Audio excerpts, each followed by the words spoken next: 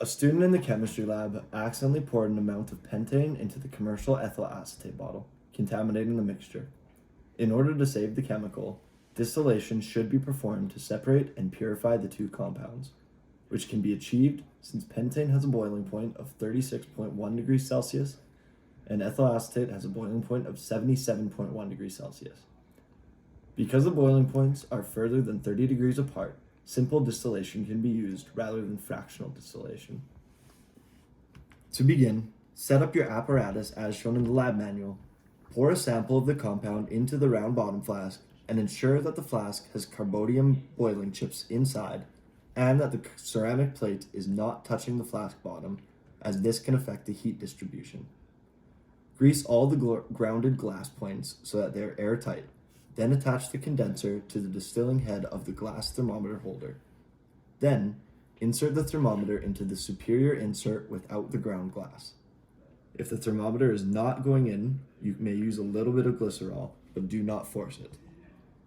When inserting the thermometer, line up the top of the thermometer bulb to the bottom of the side arm distiller head. This is to make sure that you get the temperature of the evaporated solvent before it is cooled by the condenser. Attach the hoses with the water input on the distal end of the condenser and the output of the proximal end of the condenser and switch it on. Light the Bunsen burner and set the flame to stable blue appearance and begin to boil the sample slowly. Set out a slop bucket to catch any initial forerun to be discarded into the organic waste. Ensure that there is always a drop of condensate on the bulb of the thermometer, because too little heat would mean that the liquid is not boiling vigorously enough for the condensate to reach the ring of the distilling head. Therefore, make sure to adjust the heat accordingly. Monitor the boiling point as the solution heats up and record the atmospheric pressure at the time. Atmospheric pressure is important because it will affect the boiling point, because as air pressure rises, boiling point rises and vice versa. This can help to determine what the compound is, even if its boiling point is different than the literature value. Once you have reached the expected boiling point, swap out the slop bucket for an Erlenmeyer flask to begin collecting the fractions. This can also be based on how quickly the solution is evaporating and also coming out of the condenser. Continue to collect the sample until the flow slows down, or if there's a large increase or decrease in temperature, in which case the slop bucket should be put under the condenser. Continue to heat the solution until the temperature rises to approximately 80 degrees Celsius to ensure all the solvent, which is the pentane, has evaporated. The distillation is now complete. Now the student should be left with pure pentane in the Erlenmeyer flask because it was a solvent, and pure ethyl acetate in the round bottom flask because it was a solute.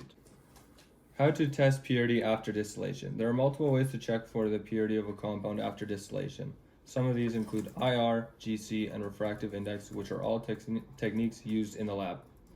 Firstly, IR spectrometry can be used by examining the wavelengths or frequencies of electromagnetic radiation that cause the bonds in a compound's molecules to vibrate, and can be used to discover the molecular structure of the substance. Due to the link between particular bending and stretching actions and infrared frequencies, every chemical has a distinct infrared spectrum. One can identify an unknown molecule with a high degree of certainty by comparing the IR spectrum of known spectra to the literature.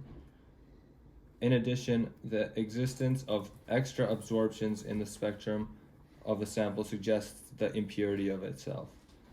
Secondly, one can use a gas chromatographer, which is a heated coiled column packed with absorbent and is used to analyze the process of gas chromatography to separate vaporized components using pressured gas.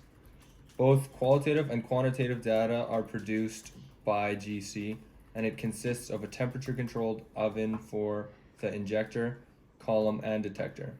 Separation takes place in the column after a liquid sample is introduced into a heated carrier gas steam.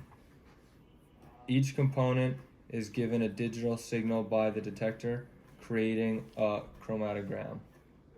Peak area and component concentration are correlated, and retention time, the amount of time it takes for an image to get to the detector, is measured.